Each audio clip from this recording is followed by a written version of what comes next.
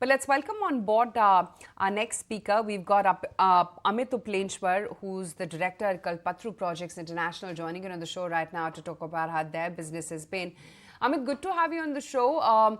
Your results have been, have seen delayed collections, especially from the water segment and higher interest rates as well.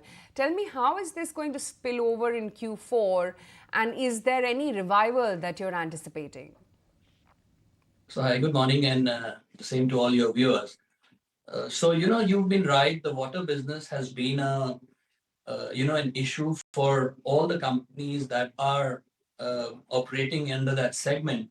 And whilst, we were no exception, this has just been a temporary shifting of revenue for the next quarters because of this election this year. There has been less spending on the allocation to states and state utilities from the government towards their water schemes. However, having said that, water contributes to 16% of my current order book, which stands, in excess of 60,000 crores, and water of that is 10,000 crores. So, it's not an operational metric that we are overtly worried about, because for the next year allocation, there is already a 66,000 plus incremental for states and allocation for water utilities across. And I think we're already seeing traction in terms of collections happening. I think YTD, we've already collected close to 250 crores from water utilities, and the trend continues. So Q4, let's see what we can do. We've got a month left, but I think for the next year, this is not a concern at all. Okay. How much of the delay in your orders is a function of pure slowdown by the government at the state level or at the central level? So, Nikunj, these are all state utilities funded by central water schemes. And this was the first 2 quarters that lagged because of the election. There was code of conduct applied across states. But having said that, if you look at KPIL as a whole, we've had, I think, one of the best Q3s so far. We've had on every metrics, be it revenue, be it PBT, be it EBITDA, be it PAT. We've had phenomenal growth, close to 12 to 20%, even across some of the parameters. If you look at 9 months also, we've had across on a standalone level from revenue to PBT to EBITDA to PAT, we've had expansion across all parameters. And that signifies the robustness of our business. We've got enough order book for the next 2.5 years, even factoring growth of 15% year on year, which we've been doing for the last several years. Even this year, we had guided between 15 to 20% growth. And in spite of slowdown in the water business, we are at a console level in Q3, 16% growth in revenue. And on a 9-month basis, we are growing at 10%. And I think given the fact that, as you know, in our business, Q4 is always the most robust quarter in terms of growth with all tailwinds, with the EPC contractors, I think we should end the year at, between 12 to 13% of revenue growth in spite of lower collections in water. Because all our other businesses, our T&D business is showing phenomenal growth. So is our oil and gas, and so is our building and factories division. I think our focus on balance sheet to keep the debt in check, keep our interest cost in check. Our interest cost for the year will be close to 2% of our revenue.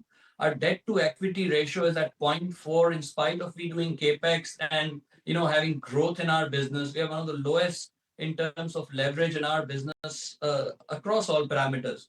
If you see in terms of tech, we've got so much focus on execution excellence. We've got more than 30 startups working across all our disciplines, from tendering, be it commissioning, be it operation, maintenance, and production. We've got another 40 startups that we are talking to deploy across to give us that efficiency and edge. And I think our international subsidiaries are just a joy, right? Our Q3 numbers and 9-month numbers for our Swedish subsidiary, we've grown, in terms of order book over 100%, revenue over 100%. Profit is showing a very, very good, growth. So is our Brazil subsidiary. If you see, you spoke about PAT a little bit, except in the console at PAT level, we've had a little bit of a degrowth, but that is not an operational parameter, because if you look at Fastel, which is our subsidiary in Brazil. We've got our order book growing almost in triple digits. So is our revenue. We've had a Brazilian real which devalued against the dollar, but I think that's temporary. It's already showing signs of coming back. So I think overall, I think we are doing pretty well for 9 months of FY25. All right, Amit, despite of focusing on improving your operational profitability, you're also focusing on value unlocking as well as some of your asset monetization plans for your non-core investments. But specifically on value unlocking, give us a sense that by when can we expect the IPO of your real estate arm? Is something is already in works, and any timeline you can share with us? So, you're right. You've heard about the IPO. There's not much I can talk about because, as you know, that's a separate entity of the promoter group. And I think I would not be in the right place to answer that because I'm not aware of the timelines. However, from KPIL's monetization efforts, I can tell you that whilst our debt is pretty much in context of our business size today at an all-time low, our non-core road asset divestment program is on track. We had guided that we should be getting that wrapped up by the H2 of FY26, and I think we are on track to achieve that.